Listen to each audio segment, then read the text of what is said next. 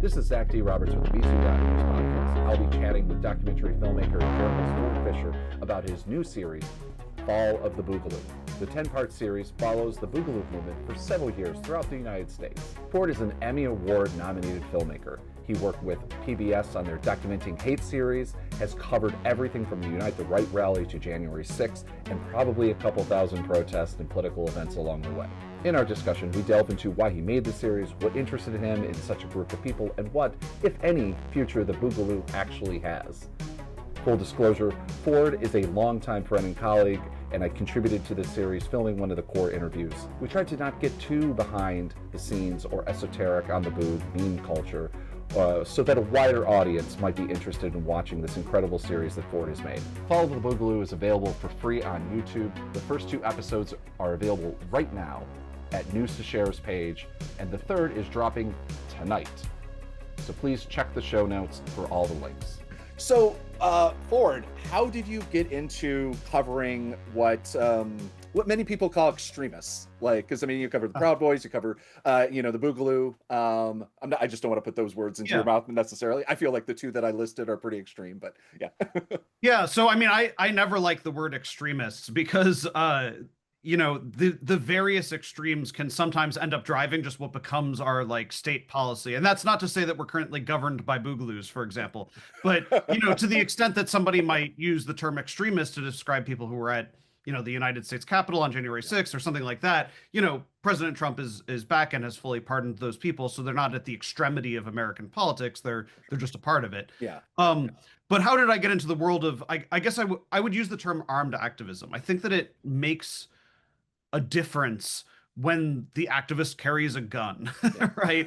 Yeah, it does. Yeah. And that difference isn't just, this is my boomstick and now the picture is more interesting. Yeah. I think it's meaningful when political activists of any side, Boogaloo, left, right, other, ends up carrying a firearm because it indicates their willingness, not necessarily to kill like murder, but that they believe that there is some prospect of some scenario where lethal force may be involved in their advocacy. It's a demonstration in a way of power, right? In a lot of cases, people are carrying arms either against some other civilian group, right? So like right-wingers versus an anti-fascist group that brings guns, right? Like based on the idea of we're willing to have armed confrontation against the other side. Yeah. But so my kind of journey of covering that really begins at right around the beginning of the first Trump administration. So you had leading up to it, I had covered some of the very early, the Black Lives Matter and things like that. But in the beginning of the first Trump administration, you had a lot of street conflict between the political left and right. You, of course, were there and saw it as well. But Charlottesville, the situation that happened at Charlottesville on August 12th, 2017, really changed the trajectory, I think, of our lives for a lot of people who covered that stuff. And for me, I was really particularly intrigued on that day by the role of the militia groups who showed up.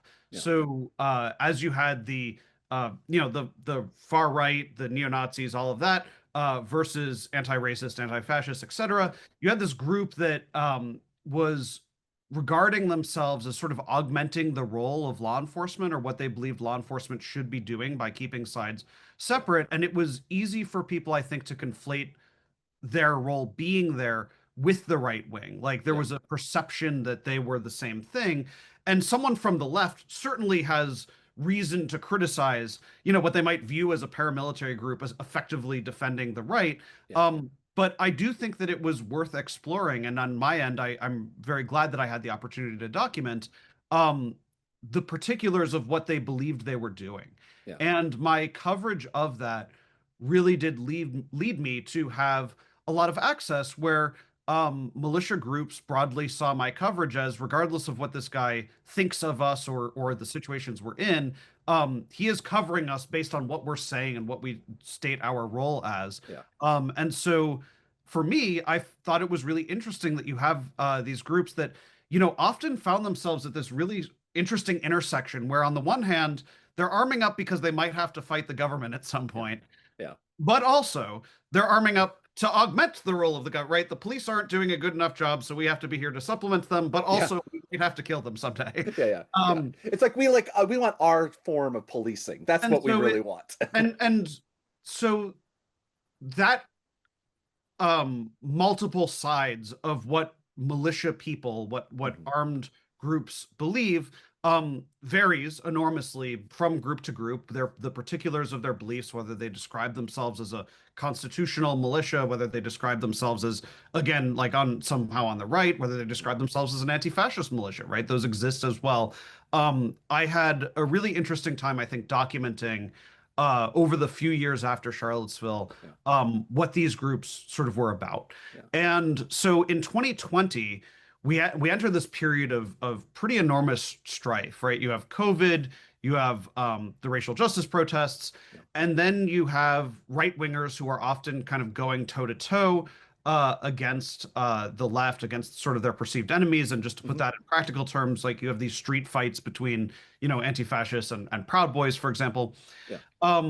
But again, militia groups start showing up, and for Well, some of them, again, let's stop for yeah. 1 second, because I feel like, how would you separate? Because I feel like, covering and talking to these people, there is, while they're both, it's the Venn diagram of militia movements. Like there's militia is the big circle, and there's like Boogaloo, and there's like some more people that might label themselves as militia or militia adjacent, and there's Right. like 3%ers, and then there's like your traditional, I don't want to say, because like obviously immediately I'm like the Michigan militia, but that's more thing. But there is a traditional like militia in quotes, like a more what even like either libertarian or liberals might consider like constitutional Mhm. versus what the right consider, what like political right would consider like the constitutional idea of militia. Because I mean, like whether or not we believe that,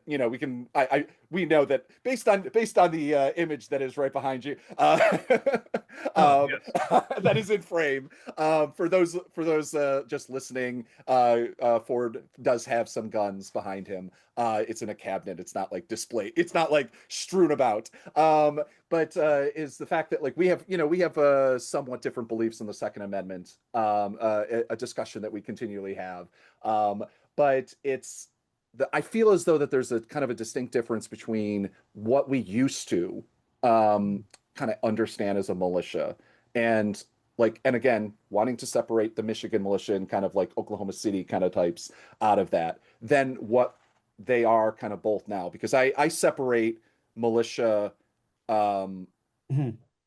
like standard militia and Boog, as different Yes. thing. Like Okay. I forget that they're like a militia in quotes, like So yeah, I don't know if you, but yeah. Right. So I think there's a lot of this is a very multifaceted Mhm. discussion. So my historical understanding from when I was approximately 1 year old and not quite researching these things yet, so I had to look back in history for it, is as you referenced the Michigan militia, I think what you're referring to is in the 1990s. Yeah. The biggest kind of like organized paramilitary was the Michigan militia.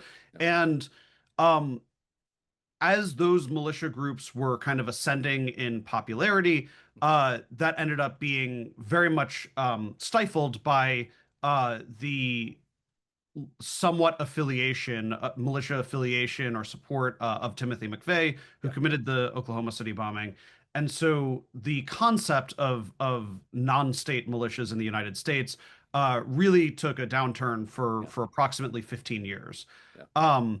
And so you end up with people like Stuart Rhodes of what became the Oath Keepers, who pop up kind of around the Tea Party movement time period, who start talking about this distinction that they lay out. And I know that there are going to be academics and things who will say that what I'm about to describe is Yeah. wrong. So I want to be clear that I'm describing the ideology of people like Stuart Rhodes, not necessarily taking a position on it, but where he would say that as the Second Amendment, states a well-regulated militia being necessary to the security of a free state, the right, and then there's the gun part, that as he would describe the organized militia, which if you ask like a Democrat who studies the subject, they would say that the term militia there basically refers to what has now become like our National Guard or the military or whatever. If you asked a person who is part of the militia movement, what they would describe is that that may be true, but that it also refers to what in the Federalist Papers and so forth was called the unorganized militia, basically meaning people organizing with arms who have no formal state affiliation, who are prepared to be called up in times of strife or so forth. And so the Oath Keepers was one of the big ones that started that.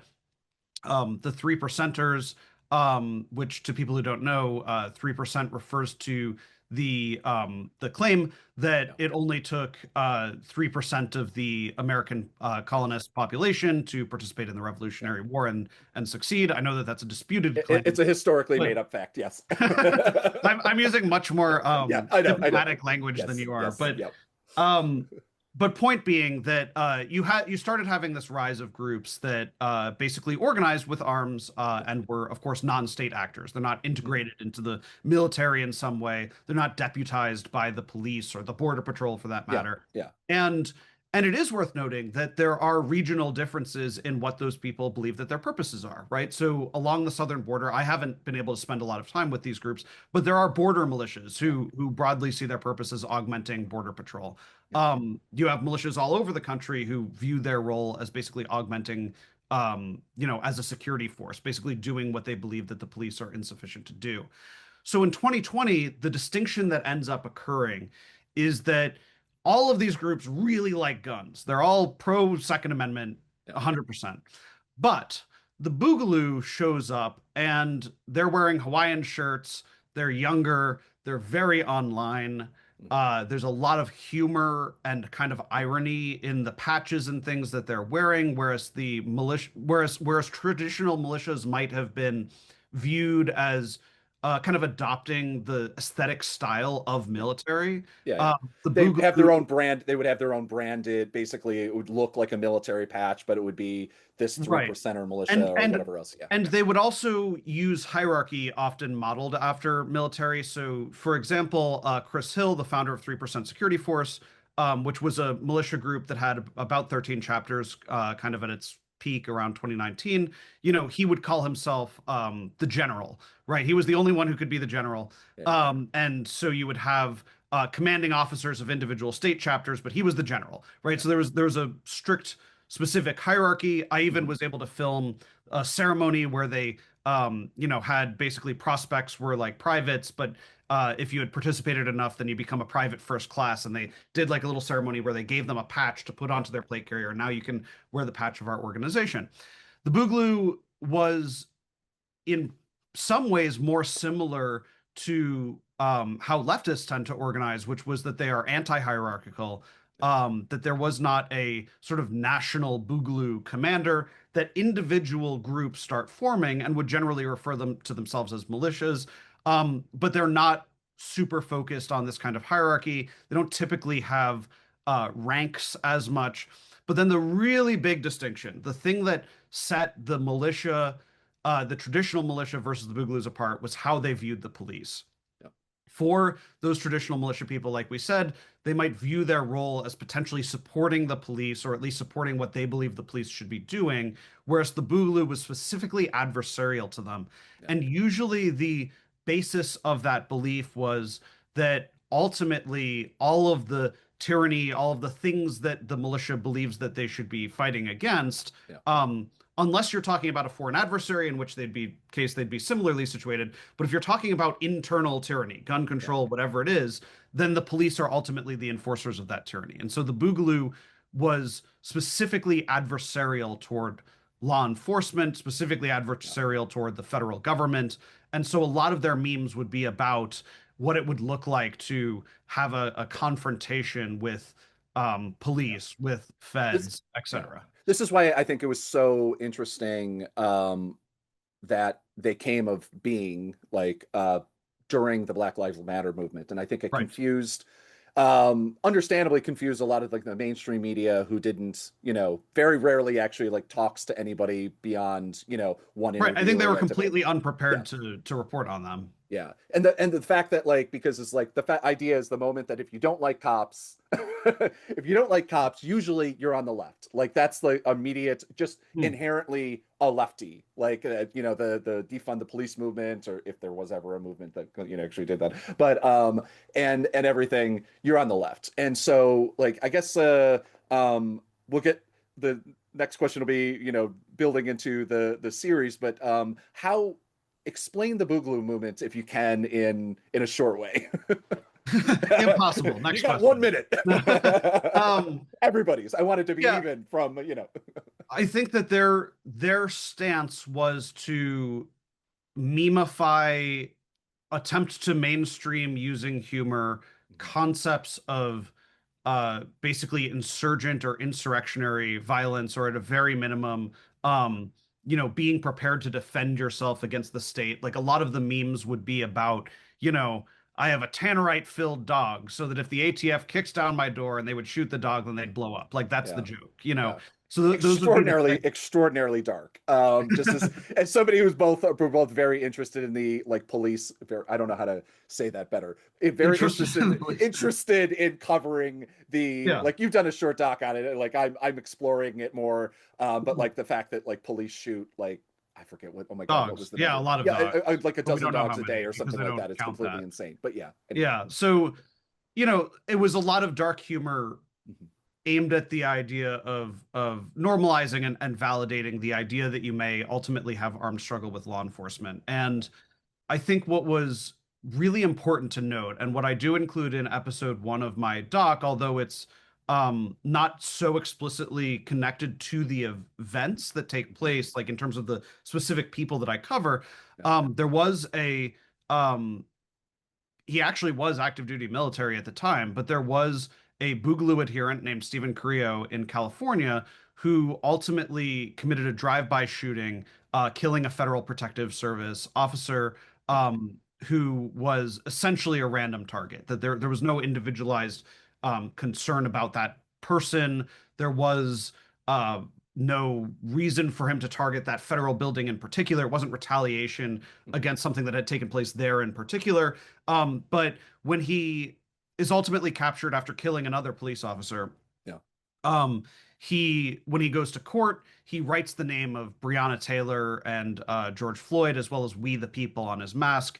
And after he's shot, but before he's captured, he writes the word "boog" in blood on the hood of a stolen car. Yeah. And so the implication was that that basically he was doing it for the same people that had been harmed by the state that the Black Lives Matter movement was talking about. Mhm. But I think whereas Black Lives Matter generally viewed police violence very much through a lens of race, Mhm. the Boogaloo, I think, among the activists that I've spoken to, sincerely believed that wrongdoing had been happening, but the commonality that they viewed was the state is your enemy, and so therefore you are our ally because the Yeah. state is also our enemy.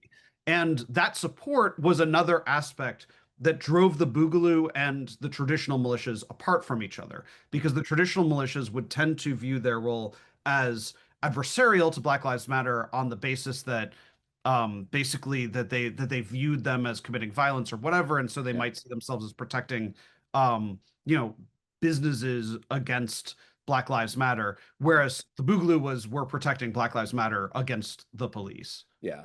I guess we actually have to take a brief moment and say where does Boogaloo come from? Where does that phrase? I feel like Oh yeah, enough people probably know it, but like right. yeah. So it is a complicated matter that will probably never exactly be Yeah. solved, because some academics have said that the term Boogaloo was used in this way possibly as early as 2012, although I've never really seen evidence of that. I became aware of it and saw it in digitized meme form in 2019. I can actually remember exactly where when I first saw it, and that was November 2019 that like I witnessed it, and I would say that it started entering kind of general activist vernacular.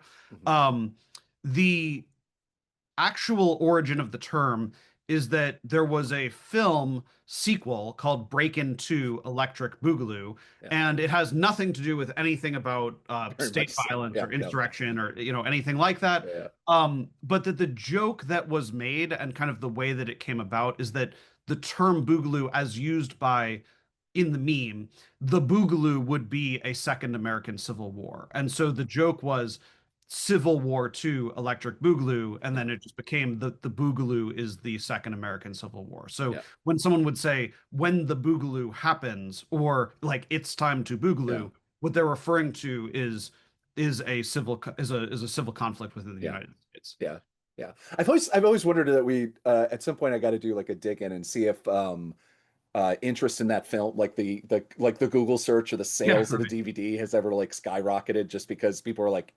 Boogaloo like and searching. But the reason we're talking today, other than just generally, is you have a new series out. You're just about to drop episode 3 tomorrow. Tomorrow is Tuesday the 18th. And it's called Fall of the Boogaloo. And you follow the Boogaloo movement. Is for some reason I keep calling it a movement, but Mhm. again, it's like it's hard to call it a militia because it's like I Well, feel I like think it it's is more the than Boogaloo. that. It was a movement. There Yeah, were individual militias that were yeah, part of the Boogaloo yeah, ideology. In the same way as fascism isn't yeah, a group, yeah, it's an ideology, and there are fascist groups. yeah, yeah, Anti-fascism yeah. is it's I a always find that comparison when it's like the 3% militia. And it's like, well, there's no 3% militia. There's 3%ers within militias. I'm sure that there's a right. There militia are that call militias themselves, branded yeah, as 3%er yeah, groups, yeah, such as the yeah. 3% security Exactly, force. but they're not like 3% they're is not like an intangible. associated group that like have Right. meetings and dues or whatever. Not Right. like the United States militia led by anyway. That one guy. Sorry, yeah, yeah. You go to Visu.news, you can read about that guy. Anyway, but it's releasing in 10 parts. Catch us up what on kind of if you can like what we Sure. missed so that we're leading in because episode 3 is going to be a really big important episode. Like if you're gonna like catch up in the next 48 hours from the time that we're recording this, Right. this is the kind of time to do it. So episodes 1 and 2 Yeah, deal with in the year 2020, as there is all of this strife that we kind of talked about, as you have Black Lives Matter, as you have the shooting by Steve Carrillo, you have this period of kind of conflict in the streets, and the Boogaloo kind of emerges amidst that. That across the country, you have the Boogaloo movement, who is kind of trying to find their political identity. So one of the situations that you and I were both at, but I end up using some of your photos to complement my footage of was how in Columbus, Ohio, there was a protest against the closure of businesses during COVID and against mandates to wear masks inside of businesses and things like that. And the Boogaloo showed up on their side, basically with the thought process being that we view the COVID restrictions as a tyranny, and therefore we're aligned with basically what were mostly right-wing groups that showed up yeah, to do that. So there's Proud Boys, there were those kind of traditional militias and so forth. But then when racial justice activists showed up, that the Boogaloo ends up literally switching sides, like mid-rally, yeah, and standing there with their backs to the Black Lives Matter activists and arms faced forward at the Boogaloo, etc. yeah, And I was able to even film dialogue between a guy with a 3%er cap and a Boogaloo guy, yeah, who I would note during the live premiere, one of the Boogaloo guys I almost said like Boogaloo veteran, like yeah, someone who used to be in the Boogaloo movement who yeah, isn't anymore but was watching yeah, live was like, oh shit, how many times am I going to see some face that's in jail now? Um, yeah, yeah. so I actually don't even know that guy's name or how he ended up in jail, but Yeah, whatever. Um, but the dialogue that ended up taking place between a Boogalooer and a 3%er was really fascinating to me because he goes, those are redcoats. Why are you all supporting redcoats? They support tyrannical government. He's like, yeah, who's going to take your guns? It's going to be them. yeah, yeah, yeah, And so you see in very much physically in real time, like how that split starts to happen. And by the end of episode 1, you have Mike Dunn is this charismatic 19-year-old who is trying to show the militia's not racist because here we are teaming up with Black Lives Matter about the Second Amendment, and you have anti-fascists who are like, we do not want to have anything to do with this guy, yeah, right? And so he's kind of dealing with that same struggle, but he's trying to pull together the left. He's trying to bring in the right about gun control, and he's getting some alliance from both sides, but he's also getting a lot of pushback from both Yeah. sides, right? Because the Yeah. left is like, we don't trust this guy, and the right is like, we don't like the way that you're mouthing off to the police, Yeah. like standing there with a shotgun and arguing with them about standing on the road. Like this stuff is not making them look good. Yeah. And so episode 2, Mike starts being more escalating his tactics, being more explicitly confrontational with police, intentionally violating the law, getting arrested, and then driving other people to violate the same law, and essentially viewing themselves as protecting themselves by force of arms against being arrested. And this all leads into the Stop the Steal movement. So as this is all occurring, the President Trump denies that he lost the 2020 election, and this causes a lot of the right to be animated, the political right to be animated into action and basically do a caravan to Washington, D.C. And when that occurs, Mike Dunn also is kind of having this weird place in his political identity where he is, you know, building some fans, some supporters who are in that caravan, right? He's got someone who self-identifies as a Proud Boy who likes him. He's got someone who's an InfoWars supporter who really likes him. Yeah. But then when those people meet him, he's describing them to other people as, you know, his own like informers, basically. Yeah. He's saying we infiltrated them because we have these guys inside of it. He goes to the Million MAGA March not as a Trump supporter, but dressed up in all black.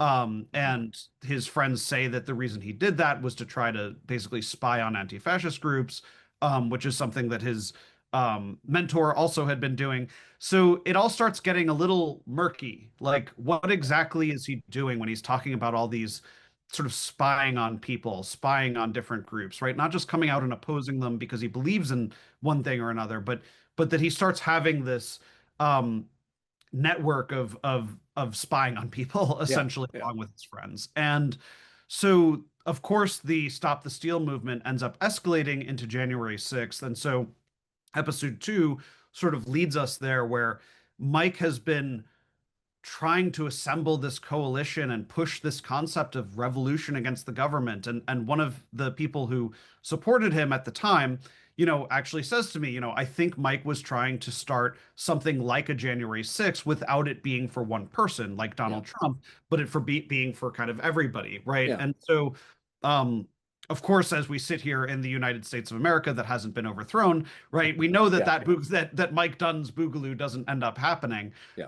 But it put him in a really interesting place for January 6th to be like the biggest real insurgency of any activist movement against the state. And whereas Mike had really hung his hat on the idea of political unity disassociating from the left-right paradigm and so forth, it was just Trump supporters who did it, right? Like the guys who did it ended up being the guys who he said, well, you like you're not gonna succeed at overthrowing anything like that. Right. And so it puts him in an interesting place, and the way that he ends up dealing with that has history shaking results. Yeah. The because we don't want to give too many spoilers or anything like that, so we're not getting that in-depth in it.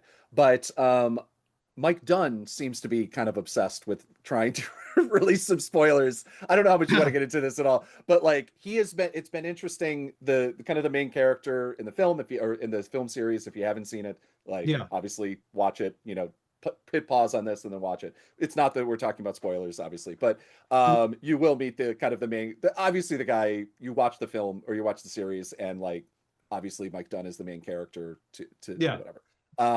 But he has been kind of like back and forth like throughout this entire thing. This may be a little too insular, I don't know, but like trying to release things, then trying to like spoil the film.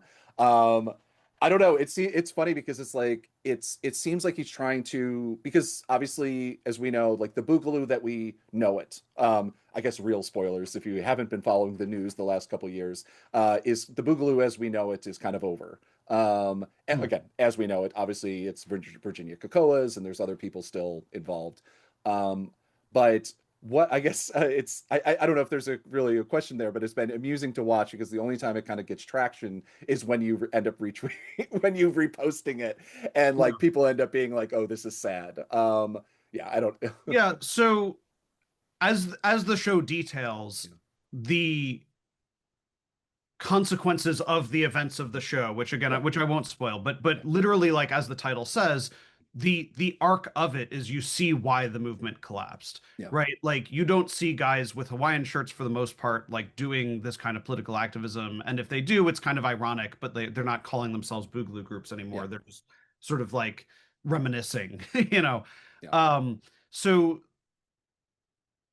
there has been an interesting phenomenon, which is that this year in particular, and I think it's in part in anticipation of my project, there have been a number of Boogaloo aesthetic groups, podcasts, and things that have started popping up and going, "We never fell. We're here. What are you talking?" And I don't want to necessarily point fingers or make accusations, but the sincerity of the re-popping up is something that I think can vary. Yeah. And I'm not sure about everybody's intentions, but as the show will basically reveal, the movement was highly infiltrated to begin with. I mean, this is really the purpose of making it was in part to just tell how it happened, but the thing that was inseparable from how the Boogaloo fell was the fact that it was so heavily infiltrated by government assets. And so now as I start to see people talking about, oh, let's Boogaloo again, right? It's almost like undetachable from like, okay, some of you guys are with the FBI. Well, that's I mean that's kind of the lead in that I thank you for the perfect lead in is that you just published this an open letter to FBI Director Kash Patel regarding informants on January 6th. Right. And I want to contextualize it because I feel like some people might who don't know you might like kind of read this as a did you know that there were informants at January 6th? Kind of like as in what the right has been screaming about it from that angle. And so just like, not that if you read the whole letter, it's clearly, it's true, but if you like, you read the headline and you maybe have AI summarize it or something like that, like, and so I just want you to, if you could kind of give a too long didn't read to to kind of like what you just published. Obviously I'll post the whole thing in the show notes. So there ends up being this interesting intersection that happens between the events of the Bugaloo movement and January 6th, which really shapes a lot of our perceptions of the country and who the president of the United States is and what he stands for today. So in the aftermath of January 6th, there was a lot of finger pointing that took place on the right wing about how this happened, and a lot of it was about trying to say that some people we were instigated in, we were told to do so by feds and so forth. And to be clear, I haven't come across evidence that federal agents made it happen in some way. I mean, I do feel as though if you consider President Trump a federal agent, there was one guy that was saying, "Go do this thing." Yeah. So I mean, like, so Roger, I'll just sure, Roger Stone wasn't directly working for the White House, but okay. Anyway. So, but the Office of the Inspector General, just prior to Biden's departure from office, publishes a report and basically says there were 26 confidential human sources in Washington, D.C. in connection with the events of the United States Capitol on January 6th. Yeah. And they clarify in that report that essentially we didn't instruct them to go, and we didn't tell them to do crimes. Yeah. And so for a lot of the world of people who investigate January 6th, this was kind of an unsatisfactory explanation. And I would add that it's an unsatisfactory explanation even to myself, because just explaining kind of what they didn't do doesn't really tell me what they did do. Yeah. And I assume, based on the thoroughness of the report, that they were aware of things that they left out. And so what I detail in the letter to Kash Patel is that one of my characters, who anyone could take like 15 seconds to figure out who I'm talking about. Yeah. Like I do like if you watch the show, you can watch the show, you'll know exactly who I'm talking about. But the show has an arc, and learning who is and isn't an informant doesn't sort of like formally happen till the end. But like it is heavily implied through the words that the people say out of their own mouths, Yeah. throughout the journey. Um, but one confidential human source who um, although I didn't want to sort of spoil the show, I also wanted to make it clear that this isn't me being kind of a conspiracy theorist online without supported stuff. So I just posted a clip of him being like, "Yeah, I registered before January 6th." Yeah. Right? I was like, "Was it before January 6th?" Very quickly, what is a confidential human source? All I right, feel okay. like it should be explanatory, but I Sure. do want to make sure people So a know. confidential human source, or a CHS, another common term would be informant or informer, is a person who has a relationship with the FBI, for the purpose of giving information to the FBI. Yeah. And I think it's worth clarifying that there are probably shades of gray about this. So, one book by Trevor Aronson that I've read describes that for every registered confidential human source, meaning someone who signs paperwork to become an informant, there's probably about 3 or 4 hip pocket informants, meaning someone who has a relationship where they talk to the FBI, but they haven't signed paperwork defining that relationship, which is someone who the FBI regards as a source. And all of that still is another layer different from somebody who calls the tip line because one thing happened to them, or whatever, right? Yeah, Like, they happen to have a video. They happen to have I've sent stuff to the FBI after Charlottesville. So I mean, like, yeah. right. So that would not make somebody just Yeah. like in setting that clarification, like that would not make somebody a CHS, right? Yeah. But so in the case of this person, this is somebody who affirmed to me that they had signed the paperwork and become a confidential human source in the months prior to January 6th, which means that on January 6th, they were a confidential human source. Yeah. And that person took several deliberate steps to claim themselves as a leader of what had occurred and injecting the concept that they had brought firearms, that he described his people as fire teams. He claimed that his people provided overwatch and direction to the crowd on January 6th. And then he drove to Washington, D.C., along with real, actual militia people, meeting in Alexandria, Virginia with them, and then going into Washington, D.C., and taking images of themselves violating the curfew, right? So on January 6th, one of the ways that they cleared it was they put out an emergency alert. If you're not media or some other certain exceptions, basically you can be arrested just for being here now as of 6 p.m. Yeah. And so post 6 p.m. leads a small sort of squad of guys to just walk around DC and defy the curfew and take images of themselves doing so. Yeah. But then when they return to Alexandria, Virginia, convinces them to take selfies with guns. And so there's a picture. I said the person's name. I'll believe it. Yeah, anyway. The confidential human source induces people to take pictures with guns, and captions one of those photos, guess where, while accompanied by an image of himself in Washington, D.C.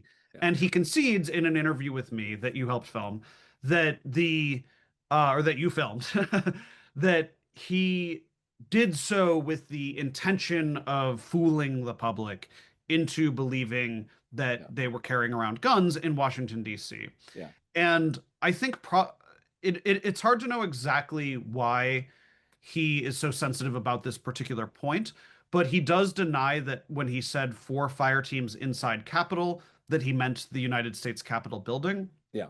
In the interview with me, he tries to claim that he actually meant Richmond, which is the capital city of the state of Virginia. But when he was confronted on Twitter about why do you have that, he said it's to revel in the breach of security. There was no such breach of security in Virginia. So obviously he was referring to DC. Yeah. And when asked about the same subject by Alex Jones on InfoWars a little under a month later, he says to Alex Jones that capital, meaning the capital city of the nation, Washington, D.C. generally, as opposed to the building. Yeah. In other words, his two obfuscations of the original purpose of the tweet vary from each other in ways that are completely implausible. Taken together, the purpose of his actions on January 6th would clearly be to establish himself as Mhm. leadership in it, which he Yeah. was not, and define it as an armed insurrection, which to the extent that he was involved, it was not. Yeah. And um, those claims in part ended up being cited as fact in history.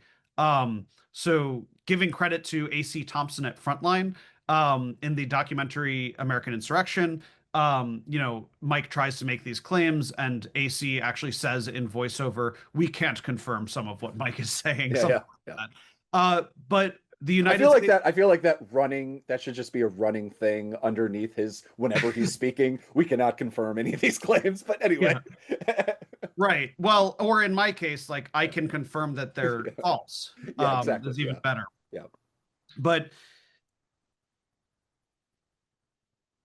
so the United States Congress, when they move to impeach President Trump, they cite the CHS's words at face value. Yeah. And this is what I consider to have been an exceptional misstep by the FBI because um, while I do not have any evidence and do not have any reason to believe that the FBI directed the CHS to do these things, Yeah. that doesn't mean that they didn't do them and that they weren't a CHS at the time that they did them. Yeah. And the CHS describes to me on camera that the FBI met with him, as seems to have happened with many, many people who were there, Yeah. and basically asked, "What did you do?" And he describes telling them everything. And so, in other words, the Bureau promptly knew that what he had written into history Mhm. was wrong. And then at the impeachment, the fourth impeachment in American history of an American president, Yeah. the CHS's claims were described at face value by both sides, Yeah. where the Democrats used it as evidence that January 6th had a wider destabilizing effect on the entire country, which is an enormous claim. I mean, it's a really, really serious charge to bring. Mhm. And it was partially on the basis of a lie told by a federal asset. Yeah. And the Republicans used the CHS in the defense of Trump, saying that his having had situational alliances with Black Lives Matter would suggest that, this bolsters the claim at the Yeah. time that, maybe it was Black Lives Matter who actually stormed the Capitol, right? And Yeah. this claim has not held water really in any credible respect. Yeah. But it was interesting because that was actually the closest thing when it actually came to like, okay, you're filing affidavits in the defense of President Trump, Mhm. like that was the best that they had. And if they had been aware of the exculpatory fact that that person was A, lying, and B, a confidential human source, Yeah. that's what they would have said. They Yeah. would have used that, and they did not have that available to them. And so, to be clear, my point here, if you hear me using the word exculpatory and you're cringing because you hate Donald Trump, right? My claim here is not in defense of Trump per se, right? But just that history has been affected by false information, and I don't really care who benefits from resolving that false information. I want it Yeah. corrected, and that's my intention. Yeah. And should anyone who doesn't know Fort Fisher, he was I was gonna say he was at January 6th. He was covering January 6th. I always feel that's really an important difference to note. So I mean, like he firsthand what that day was like in a real way that I think that most people that weren't at the front line, at the doors getting crushed, understand what the intensity and seriousness of the day was, and the idea that like obviously I hope that no one is listening to this podcast would think that, but it's just the problem, like when you're trying to, this is like one of those, when you're trying to be more specific, it ends up sounding to some, to people just like want to blindly hate Donald Trump, that no, no, no, you're trying to make it more, you're trying to, get him out of it because no, it was really this third actor that was like, did I something or didn't see whatever. any fire teams of Yeah. Boogaloo boys, Yes. and me Yes. saying that is not really defending Yeah. Trump. It's Yeah. just clarifying I really didn't. Yeah. Yeah. It's also one of those funny things, just like knowing them, obviously you've covered these guys much more than I have, but like knowing them, and we're like, I actually don't believe that they would have been at January 6th, like other than the guy that Other we're than one talking of about. them. Yeah, yeah, yeah. And for the purpose of what you imply here, I think really is my, and that's again my personal opinion from talking to the guys. And I don't want to defend, I have distinct arguments with them, and but it's just one of those. I'm like, this not their vibe.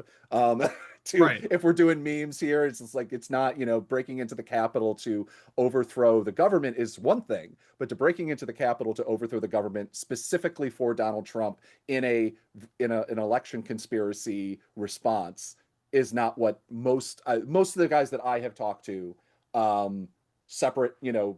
whatever, like that's not something they would have. And this is so like parsing for, this is, Yeah, inside no, I baseball mean of it was inside just baseball, but it yeah, was simply a yeah, different ideology that yeah, yeah, didn't yeah, precisely fit yeah, there. And there were, to be fair, there were some January 6th defendants who loosely had like some other Boogaloo affiliations or ties. But there was not any yeah, organized Boogaloo infiltration or participation yeah, that I'm aware of, and I would be. yeah, yeah, yeah, yeah. Kind of last question. Like, where does this whole thing kind of go from here? Not the series per se, but like, where does the Boogaloo thing? I think we always imagine this is like this big problem I had after, because I had a lot of problem as a freelancer where was it after January 6th? I'm trying to remember like the exact timeline, but there was like when Joe Biden was elected, it was like, well, we really don't want to cover this anymore. We don't want to give them any air. We don't want to, because like they've kind of gone away. And it was like, oh, it was, the big one was after Charlottesville, was that Yeah. like, because there was so much, so many different journalists, so many different people online, finding out who these people were, they were losing their jobs, they were kind of going under, they were going away. But the thing is that they were going underground. It wasn't like they were like, well, I'm done with the whole racism thing. I'm going to go away. And I don't think that with the Boogaloo, it's like, obviously, the lead in question, but like, they're not like, well, I'm done with the Boog. I'm done with the idea of militias. I'm done with anything. Like there's, Yeah. if you'd be like, where are they going from here? Yeah, so there's a variety of answers to that depending on which ones, Yeah, right? exactly. Yeah. But I would as say like the people that like we see mainly yeah, in yeah. the series that you're talking. So as my show will end up kind of detailing, there's a once they become aware how infiltrated they are, it Yeah. really turns into infighting. And so there become factions, there become everybody's arguing with each other, and so very quickly the turnout size for when they call upon something to happen goes from dozens of people and possibly other organizations allying with them to like four guys show up with Hawaiian shirts and guns at something. um and so once they realize sort of how infiltrated they are, like it more or less dissolved and turned into an internet joke or whatever. Mhm. But what did happen in some cases was that some of the groups who wanted to disaffiliate with the baggage, both of the um, terroristic, affiliation or like the association that some people would have with their with what their movement meant, as well as the stereotype that they had been so infiltrated and so forth, essentially just adopted new aesthetics, right? So um, the really clear example of this would be the Virginia Cocoas, and this transition is talked about in the show itself. So you'll actually see this if you watch it. But basically, after a situation that was a little too risky for them legally, they rebrand and basically Yeah. call themselves, constitutionalists, preppers, and take on a position that like we were talking about this distinction before of kind of the 3% or other law enforcement affiliated, or not affiliated, through law enforcement supporting militia groups, Yeah. as opposed to the Boogaloo, who's very much adversarial to them. The Virginia Cocoa's stance now is probably kind of in between that, Mhm. a lot more similar to those traditional ones while also retaining, some of the memes. Yeah, yeah, um, very much so. and showing up at Second Amendment events. For example, like there was one where I saw like they decided again, kind of as a joke or almost like a self-reference, like they wore the Hawaiian shirts again, Mhm. like one time, but they don't regard themselves as a Boogaloo group again. Yeah. So yeah, and then of course, like I said, there are these people who are online sort of trying to cause regrowth of it, but I have only seen that in the context of online memes and so forth. I haven't seen any new Boogaloo organization form or start an event.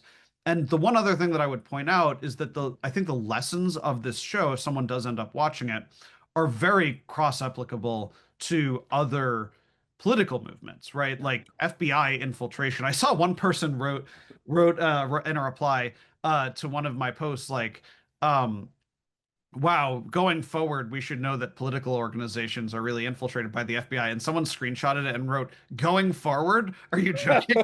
Like, um, like Yeah. this, Yeah. I think what I create is a highly detailed chronology of how this happened to one pretty specific group of basically friends across the country who were loosely affiliated, but sort of a spider web of people who are affiliated with one another, but it kind of happened to all of them. Yeah. But the manner in which confidential human sources infiltrate mosques, infiltrate anti-fascist groups, infiltrate neo-Nazi groups, whatever, right? Like I think that the tactics, I'm sure are individualized like to those organizations, but Yeah. but in principle, it's the same thing. Yeah. And Kash Patel has said while testifying in front of Congress that they have doubled the number of online confidential human sources since they entered. So while Trump supporters have expressed concern about this kind of thing, I remember Marjorie Taylor Greene saying we should abolish the FBI, right? Like while Biden was the president, Yeah. but now with Kash Patel in, he's saying we're actually going to do this stuff more. Yeah. And I think that does put all of this stuff kind of in an interesting different place because during the time period that my reporting is about, Mhm. it largely was Trump supporters, Boogaloos, other people who I will broadly say, were at least tangentially connected to the right wing. Yeah. Whereas today, I think there's a perception that, first of all, ICE as federal agents who Trump supporters support has, I think, really changed the dynamic as far as when you say Fed or federal agent, Yeah. like whether that's viewed as a positive or negative thing among the Yeah. MAGA movement, right? Like that has very much shifted because essentially they have the government again now. Yeah. But that won't be forever, right? Well, So let's hope. I don't know. theoretically, Anyway. theoretically, any Yeah. group of any political orientation at some point could encounter this kind of thing, Yeah. and you should basically be aware that again, history will be shaped by the people who, when some confidential human source says, "Hey, want to build a bomb?" and somebody says yes, right? Like that's like you're gonna get trapped. Yeah, no. I remember that conversation happening and it being like every leftist that I know, who, especially leftists who were old enough to be around during the Bush administration. I mean, like I have friends their groups were infiltrated and they were like grandmas for peace. I mean, like, just Yeah. anti-war, like a bunch of like mostly they were, over the age of 50 and like this one kid was and things like that, like just peace groups. And they spent like really like they had like full-time informants, like undercover FBI kind of going on, not just even like paid informant kind of, and so it's just like Undercover employees. Yes, This is there always you the go. distinction Yeah. in the criminal complaint. You got your Yes. CHSs, which are the people who are not technically the FBI, but they're like, Yeah. registered with the FBI. Mhm. And then you have your UCEs. That's Yeah. usually just an employee. Yeah. And there's one line that almost always happens, which is like it's like CHS1 introduced and like defendant's name to UCE1, right? Like so it like this always happens where the informant introduces you to some like FBI agent. Yeah. And now you have one dipshit and two government assets. Yeah. And It's you're like, doing- it's like some people do, Netflix ad supported and then some people do the full thing. Anyway, but thank you so much for coming on. We'll have to, like, in a couple episodes or maybe next up, whatever, like, and maybe after this episode, we'll have to do this again and kind of conversate about everything that was released because it's tough not talking about a billion different spoilers and everything like that, Right. because this it's I said this when I watched it, the rough cuts and everything like that, like the way that you were able to kind of disperse this out, because obviously there's like a arc, but there's also kind of flashbacks and whatever, and it's it's done amazing. As somebody who kind of knew the arc, because obviously we've been talking and I experienced a bunch of it, and I was there in the room for at least one of the big interviews, and it's amazing. It's still very interesting to watch, even when you know the ending and you know the spoilers and everything like that. And so anybody who likes true crime, anybody who likes kind of anything, you know, any of those Netflix, you know, or not Netflix, you know, HBO documentaries that are like 6 parts or whatever. This is not one that's like spread out, because that was like one conversation I had with you. Like, you're making how long is this going to be? When I was like, oh, That's you're been a making a reaction I've film. gotten You're from making people a just film. like And they're it's like, do you have 10 enough? Like, do you have enough? And yes, you do. Like, the answer is yes, you do. Like, right. I think it's each episode almost acts as like a standalone. Like obviously they fit together and you wouldn't like I would suggest watch them in order to understand, but each yeah. one pretty much has like its own beginning, middle, and Yeah, end. no, Uh, definitely watch it in order. I mean, I feel like you could drop in, but like if you want to watch the whole series, it's going to be really. There's just so many characters, and every single character is deserves its own like mini doc, I think. I mean, yeah, I do have like the previously on yeah, that helps you a yes, little yeah. bit. Oh no, that helps a lot. Yeah, no, I'm really happy you did that I do because think that that helps, and you had recommended doing a next on, which I yeah. think is a fun little after credits thing. I did one of the subjects of it was like when he saw the first previously on, he's like, I feel like I'm living in Dragon Ball Z. See, I just don't HBO. See, the thing, like, I was watching Lanterns last night, and like they had a thing that I always turn those off because I'm like, I'm spoilers. But obviously, for a Yeah, docu-series, it's a little bit different. But yeah, no. this But helps thanks. you get your railing like a little. Oh, and where can people go and follow you, and Right. where can Okay. people find this So pod? I've been posting clips on the News to Share Facebook as well as my own Twitter, which is at Ford Fisher. But the full episodes are at the News to Share YouTube, which as of a couple days ago, I didn't really even think this was like a thing, but now Yeah. I'm verified on YouTube. So the I didn't know that verified was News something to either, but Share awesome. Well YouTube done. uh, is where the full episodes are coming out. And Yes. if you watch live at 7 p.m. Eastern time on every Tuesday, that is when you'd have the live chat, right, where everybody is watching it simultaneously. Yep. Those chats have It's turned yeah. pretty wild. It's kind of like basically it turned into like a Boogaloo rally, like in the Mhm. chats, but then like Yeah. with It was a reunion. I would say a reunion, not a like. Let's reunion. differentiate. Yeah, Yeah, right. No, it's they're a not like reunion. chanted Yeah, typing. no, we're like, oh yeah, Reunion, yeah, but yeah. but it actually really has been interesting because some of the people who are in the show are dialoguing about what they're Yeah, seeing, yeah, no, saying no, like, it's "Oh, I didn't know about yeah, that," or like in yeah, episode one, like, "Oh shit, that guy's in jail now," and I was like, "I yeah. actually didn't know that," you know? The number of people that because I'm a a big we're both big physical media people, and like Yes. director's commentary. Like, I almost wish that we had tried to organize a director's commentary as opposed to the chat because I think that Oh, would have been fascinating.